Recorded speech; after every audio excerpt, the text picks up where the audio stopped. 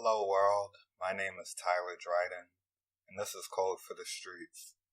In our last video, we spoke a little bit about while loops, control flow, if statements, some other things. In this video, we're going to speak about a different type of loop called a for loop. In addition, we're also going to speak about functions, and I'll probably just review the while loop because we didn't get a chance to speak about it too much. Okay, so without further ado, let's get into the code. So if you remember with while loops, you make a variable and you assign it some kind of condition to power the while loop. In this, I use Boolean logic, which will evaluate to true. So while n is true, whatever conditions are under here will happen. This presents a little problem though. I'm not going to tell you, I'll let you see. So I'll save this, press F5. And this is what we call an infinite loop. It's iterating infinitely because we haven't specified any instructions for how long this should happen. Well, actually we did. The instructions are that this should happen forever, because 2 will always be less than 3. Basically, you want to be able to break out of the while loop. And I used the word Boolean a little earlier. Boolean it's like a statement of true or false. They teach you that in math, apparently. So, I know a lot of you guys aren't actually taking math courses. You're teaching yourself.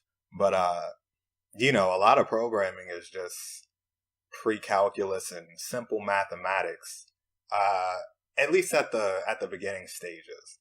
So, anywho, I'll show you guys how to break out of this. One way, which isn't really, in this case, it's not really practical, is to just use the break keyword. But you see, it only does it once, so it's almost as if it didn't even make sense to make a while loop. Now, to make this make sense, you have to specify like certain conditions for it to continue to iterate. So I'll set n to my name, and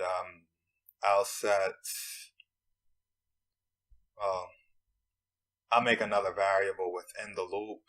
I'll say while m is equal to input, what is your name, right? And I'll say if Ty in m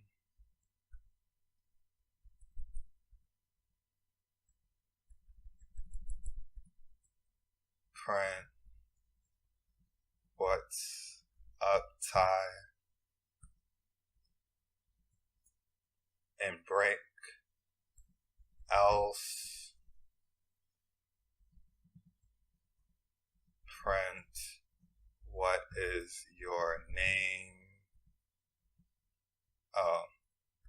I need the quotes in the beginning of the print parentheses. There's probably a better way to say that, but I can't think of it right now. If you can think of it, put it in the comments, right? Okay, here we go. So what is your name? I'll say John. Well, it did it twice, as opposed to just once, which wasn't really the behavior that I wanted per se. But, yeah, that's because I say it again. Let's say, I don't know you. I don't know you. Exclamation point. What is your name? All right, let's do it again. So, John, I don't know you. What is your name? What is your name? So it's iterating, right? Another thing that I'll show you what happens when you say Ty. it says, "What's up, Ty?" and it breaks out of the loop, right? And that all makes sense. I think that that's pretty self-explanatory. We went over this the last time. If you have any questions, put it in the comments. But that pretty much sums up while loops. So now we'll talk about for loops. So this is the basic syntax of a for loop. For some type of variable and something condition. So, like print condition or action, right? So maybe print this, or, you put, some kind of if statement or something in there, right? So I'll say for I in range of 8. All right. A few things to note here. The range keyword and this weird thing here, I is just a variable. As you know, it represents an arbitrary value. Could be anything. But I'm just reminding you of that because when I first saw this particular setup, the I really tripped me up. And I think I saw that in C. But so for I in range of 8. Range, it gives you a range from however much you specify. But just remember that when you deal with Python and you deal with like lists and range and stuff like that, it starts counting from 0. We'll go over that a little later. That's a little beyond the scope of this video. So for I in range of 8, we'll say print hello.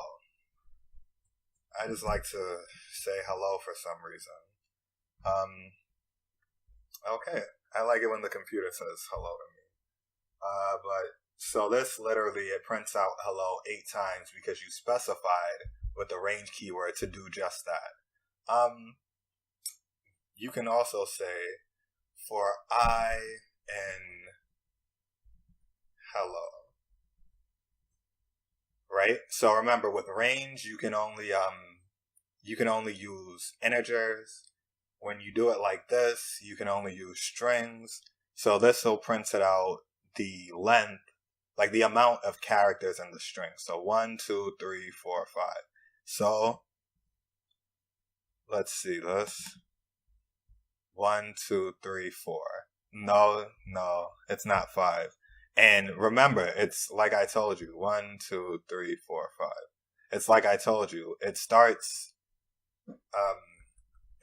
from H and it goes 1, 2, 3, 4. Okay, so that should make a little sense. And yeah, that's pretty much it with for loops for now.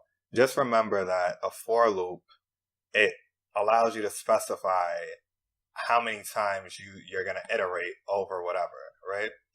So let's get out of that. Then the last thing we'll talk about is a function. Now, functions, they just allow you to give some type of input and it gives you an output, right?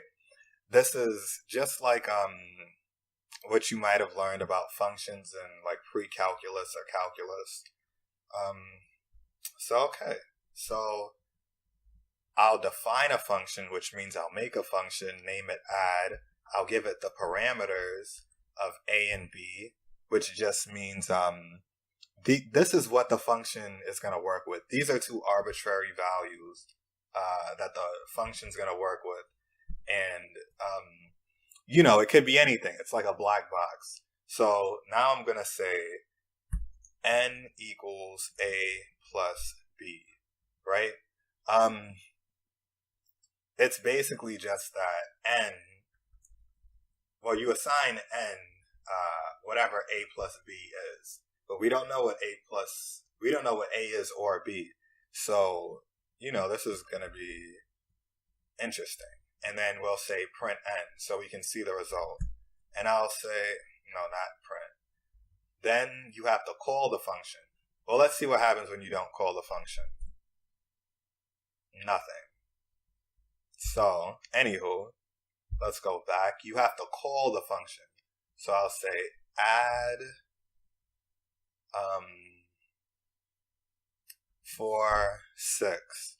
So those are the parameters that I give it. And can you guess what this is about to do? Oh, here we go. 10.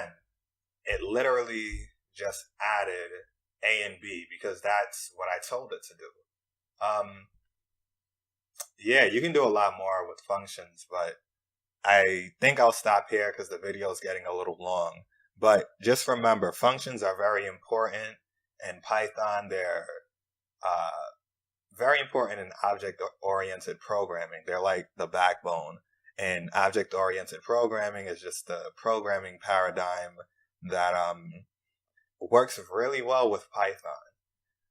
For now, I think I'll stop, but I hope that you enjoyed the video.